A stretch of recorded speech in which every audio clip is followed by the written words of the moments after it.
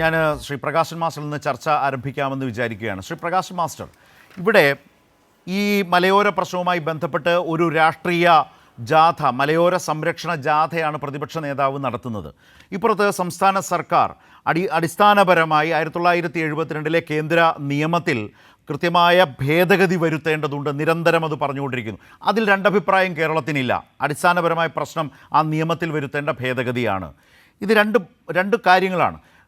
പ്രതിപക്ഷ നേതാവിൻ്റെ യാത്രയിൽ ഇപ്പോൾ ആശങ്കപ്പെട്ട് നിൽക്കുന്ന വന്യമൃഗങ്ങളുടെ വലിയ കടന്നാക്രമണം വരുന്ന ഒരു സാഹചര്യത്തെയാണ് ചൂണ്ടിക്കാട്ടുന്നത്. അവരിലുണ്ടാകുന്ന ആശങ്ക, അവരുടെ ജീവനും സ്വത്തിനും ഉണ്ടാകുന്ന വലിയ അനിശ്ചിതത്വം, ഭീഷണി, ഇത് ചൂണ്ടിക്കാട്ടി സംസ്ഥാന സർക്കാരിനെതിരായ ഒരു ഫോക്കസ് ആയിട്ടാണ് ആ മലയോര സംരക്ഷണ ജാഥ മുന്നോട്ട് പോകുന്നത്.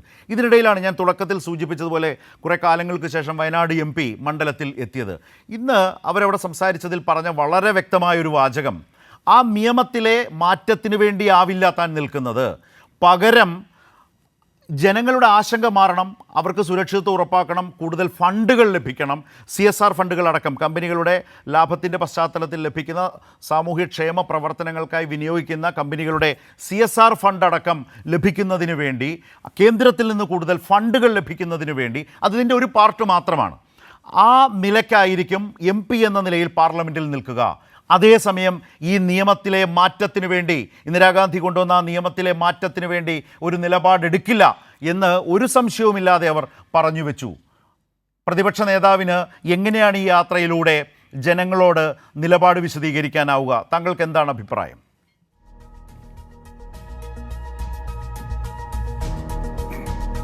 കോൺഗ്രസിനകത്ത് ആരാണ് ഏറ്റവും വലിയ നേതാവ് എന്നതിനെ സംബന്ധിക്കുന്ന വലിയ തർക്കം കഴിഞ്ഞ കുറേ ദിവസങ്ങളായിട്ട് നടന്നുകൊണ്ടിരിക്കുകയാണല്ലോ.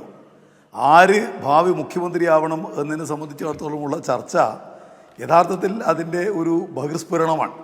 ആ ചർച്ച നടത്താൻ വേണ്ടി പാടില്ല എന്നെല്ലാമുള്ള വലിയ ചർച്ചകൾ കോൺഗ്രസിനകത്ത് തന്നെ പ്രധാനപ്പെട്ട നേതാക്കന്മാർ ഉന്നയിച്ചിട്ടുണ്ട്. ഇവിടെ പ്രതിപക്ഷ നേതാവിൻ്റെ പ്രശ്നം യഥാർത്ഥ നേതാവ് ഞാനാണ് എന്ന് സ്ഥാപിക്കുകയാണ്. മുൻ പ്രതിപക്ഷ നേതാവിനേക്കാൾ മികച്ചതാണ് എൻ്റെ പെർഫോമൻസ് എന്നും, അതുപോലെ KPCC അധ്യക്ഷനേക്കാൾ മികവുറ്റ നേതാവ് ഞാനാണ് എന്ന് സ്ഥാപിക്കുന്നതിന് വേണ്ടിയുള്ള നീക്കങ്ങളാണ് അദ്ദേഹം കുറച്ച് കാലമായി നടത്തിക്കൊണ്ടിരിക്കുന്നതെന്ന് രാഷ്ട്രീയ കേരളം കൃത്യമായി തിരിച്ചറിയാൻ, യഥാർത്ഥത്തിൽ അതിൻ്റെ ഭാഗമായി തന്നെയാണ് അദ്ദേഹം ഇപ്പോൾ നടത്തിക്കൊണ്ടിരിക്കുന്ന ഈ മലയോര ജാഥ. ഇപ്പോൾ അദ്ദേഹത്തിൻ്റെ പാർട്ടി ഉൾപ്പെടെ പങ്കെടുത്തുകൊണ്ടാണല്ലോ കേന്ദ്ര വനം നിയമത്തിനകത്ത് മാറ്റമുണ്ടാക്കണം, വന്യജീവി സംരക്ഷണ നിയമത്തിൽ മാറ്റമുണ്ടാക്കണം, അതുപോലെ തന്നെ ഈ വന്യജീവികളെ കൊല്ലുന്നതിനാവശ്യമായ നിലക്കുള്ള നടപടിക്രമങ്ങൾ അത് ലഘൂകരിക്കണം എന്ന പ്രമേയം ഐകണ്ഠ്യേന കേരളത്തിലെ നിയമസഭ അംഗീകരിച്ചിരിക്കുന്നത് അദ്ദേഹത്തിൻ്റെ പാർട്ടിയുടെ കൂടി പിൻബലത്തോടെയാണ്. എന്നു മാത്രമല്ല, ഇത് ഏതെങ്കിലും ഒരു ഗവൺമെൻറ്റിൻ്റെ കാലത്തുള്ളൊരു കാര്യമല്ല. ഇപ്പം 2011 മുതൽ 16 വരെയുള്ള ഉമ്മൻചാണ്ടി ഗവൺമെൻറ്റിൻ്റെ കാലത്ത് കേരളത്തിൽ അതിൽ ഔദ്യോഗികമായിട്ട് കണക്കിലുണ്ടല്ലോ 604 പേരാണ് വന്യജീവി ആക്രമണത്തിൽ കൊല്ലപ്പെട്ടത്. LDFൻ്റെ ഗവൺമെൻറ് വന്നിട്ടുള്ള ആദ്യത്തെ 5 കൊല്ലക്കാലം, സഖാ പിണറായി വിജയൻ്റെ ആദ്യത്തെ 5 കൊല്ലക്കാലവും ഇപ്പോഴത്തെ 3.5 വർഷക്കാലമുള്ള എണ്ണം പരിശോധിക്കുമ്പോൾ ആ ഒരു നിലയിലേക്ക് എണ്ണം എത്തുന്നില്ല. 604 ഉണ്ടായിരുന്നത് ഇവിടെ കഴിഞ്ഞ 5 വർഷക്കാലമുള്ള 16 മുതൽ 21 വരെയുള്ള കാലത്ത് കേരളത്തിൽ കൊല്ലപ്പെട്ട മനുഷ്യർ 500 ആണ്. ഇപ്പോഴാവട്ടെ 419 എത്തി നിൽക്കുന്നു എന്നുള്ളതാണ് ഒടുവിലത്തെ കണക്ക്, ഔദ്യോഗികമായിട്ട് കണക്കുകളാണ്. അപ്പോൾ വന്യജീവികൾ ആളുകളെ കൊല്ലുന്നു എന്ന് പറയുന്നത് ഒരു പ്രധാനപ്പെട്ട ഒരു രാഷ്ട്രീയ പ്രശ്നം എന്നുള്ള നിലക്ക് ഏതെങ്കിലും ഗവൺമെൻറ്റുകൾ വെച്ചുകൊണ്ടല്ല തീർക്കേണ്ടത്. എന്തുകൊണ്ടാണ് ഇത് തടയാൻ വേണ്ടി കഴിയാത്തത്? ഇത് തടയാൻ കഴിയാത്തതിന് പ്രധാനപ്പെട്ട കാരണം 72 ശ്രീമതി ഗാന്ധി കൊണ്ടുവന്നിട്ടുള്ള വൈൽഡ് ലൈഫ് പ്രൊട്ടക്ഷൻ ആക്ട്. ആ ആക്ടിൻ്റെ പേര് ഒരുപാട് ഭേദഗതികൾ വന്നു. ഏറ്റവും ഒടുവിലത്തെ ഭേദഗതി വന്നത് 2023 ആ ഭേദഗതിയോടെ യഥാർത്ഥത്തിൽ കൃഷിക്കാരൻ്റെ ജീവിതം കുറേ കൂടി പ്രയാസകരമാവുന്ന, മനുഷ്യജീവന് യാതൊരു വിലയുമില്ല എന്ന് പ്രഖ്യാപിക്കുന്ന, മനുഷ്യജീവനേക്കാൾ എത്രയോ വലുതാണ് വന്യജീവികളുടെ ജീവൻ എന്ന് പ്രഖ്യാപിക്കുന്ന ഒന്നായിട്ടാണല്ലോ അതിൽ പിന്നെ ഈ വന്യജീവികളെ കൊന്നാലുള്ള അതിൻ്റെ ഫൈന് കൂട്ടി, തടവിൻ്റെ കാലം കൂട്ടി, അതുപോലെ തന്നെ നടപടിക്രമങ്ങൾ കുറേ കൂടി ശക്തമാക്കി. നിങ്ങൾ കാണാൻ വേണ്ടി കഴിയും ആ നിയമത്തിൻ്റെ ഷെഡ്യൂൾ 1, ഷെഡ്യൂൾ 2B അതിൽ പറഞ്ഞിരിക്കുന്ന ഒരു ജീവികളെയും കൊല്ലാൻ ആർക്കും അധികാരമില്ല, എന്തിന് മുറിപ്പെടുത്താൻ വേണ്ടി പോലും അധികാരമില്ല. ഇപ്പം നിങ്ങൾ കാണാൻ വേണ്ടി കഴിയും ഇവിടെ ഇത്തരം ജീവികളെ എങ്ങനെയാണ് കൊല്ലേണ്ടതെന്ന് സംബന്ധിച്ച് വ്യക്തമായ നിലക്കുള്ള പ്രൊസീജിയർ തന്നെ കേന്ദ്ര ഗവൺമെൻറ് പുറപ്പെടുവിച്ചിട്ടുണ്ടല്ലോ.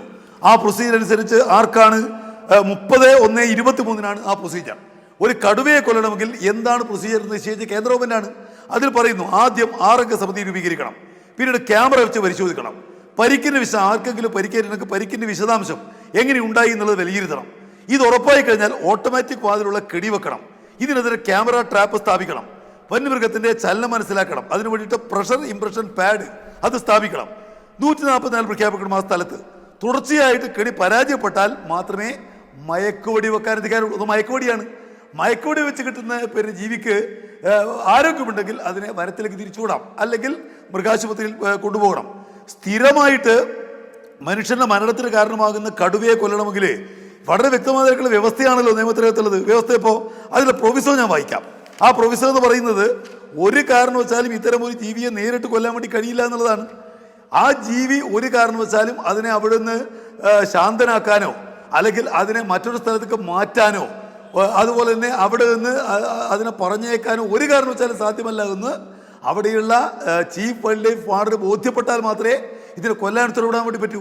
ഇപ്പം മഹാരാഷ്ട്രയിൽ കഴിഞ്ഞ കൊല്ലമാണല്ലോ 13 പേരെ ഒരു കടുവ കൊന്നു. 13ാമത്തെ ആളെ 60% കടിച്ചു കീറി പൂർണ്ണമായിട്ടും അത് ഇറച്ചി തന്നെ കഴിച്ചു. അങ്ങനെയാണ് അതിനെ കൊല്ലാൻ വേണ്ടിയിട്ട് അവിടെ തീരുമാനിക്കുന്നത്. പക്ഷേ ഇപ്പോൾ അതേ കേസിലാണ്. ബോംബെ ഹൈക്കോടതി അയാൾക്കെതിരെ കേസ് നടക്കുകയാണ്. എന്ന് പറഞ്ഞാൽ നിലവിലുള്ള നിയമം അനുസരിച്ച് തങ്ങളെ ആക്രമിക്കുന്ന വന്യജീവികളെ കൊല്ലാൻ ആർക്കും അധികാരമില്ല, മുറിപ്പെടുത്താൻ വേണ്ടി പോലും അധികാരമില്ല. ഈ നിയമം മാറ്റാതെ ഈ പ്രശ്നം പരിഹരിക്കാനാവില്ല. എന്നാൽ ഞാൻ ചോദിക്കട്ടെ, ഇവിടെ ഇപ്പോൾ സതീശൻ നടത്തുന്ന ജാഥയിൽ ഈ കാര്യം പറയുന്നുണ്ടോ? ഇന്ത്യ രാജ്യത്താകെ തന്നെ ഈ ഗുരുതരമായിട്ടുള്ള പ്രശ്നം ഇപ്പോൾ നിലനിൽക്കുന്നുണ്ട്. അത് കേരളത്തിൽ മാത്രമാണ് സ്ഥാപിക്കാൻ വേണ്ടിയല്ലേ അദ്ദേഹത്തിന്റെ നീക്കം. ഉമ്മൻചാണ്ടി ഗവൺമെന്റിന്റെ കാലത്ത് മരിച്ച ആളുകളെ സംബന്ധിച്ചത് ഇപ്പോഴും മരിച്ചത് വളരെ പ്രയാസകരം തന്നെ. മനുഷ്യന്റെ ജീവൻ എന്ന് പറയുന്നത് ഏറ്റവും വലുതാണ്. അത് ആർക്കും തിരിച്ചു കൊടുക്കാനാവില്ല. ആ ആളുകളുടെ വികാരത്തെ എങ്ങനെ രാഷ്ട്രീയമായിട്ട് തങ്ങൾക്ക് ഉപയോഗിക്കാൻ വേണ്ടി കഴിയും? ഇതിനു വേണ്ടിയുള്ള ശ്രമം ഇത് ഒരു കാരണവശാലും കൃഷിക്കാരോടുള്ള മലയോര ജനതയോടുള്ള സ്നേഹമല്ല, മറിച്ച് തൻ്റെ രാഷ്ട്രീയ ലാഭത്തിന് വേണ്ടി അധികാര കസേരയ്ക്ക് വേണ്ടിയുള്ള ഒരു ചവിട്ടുപടിയായിട്ട് ഈ പ്രശ്നത്തെ ഉപയോഗിക്കുകയാണ്. ശരി.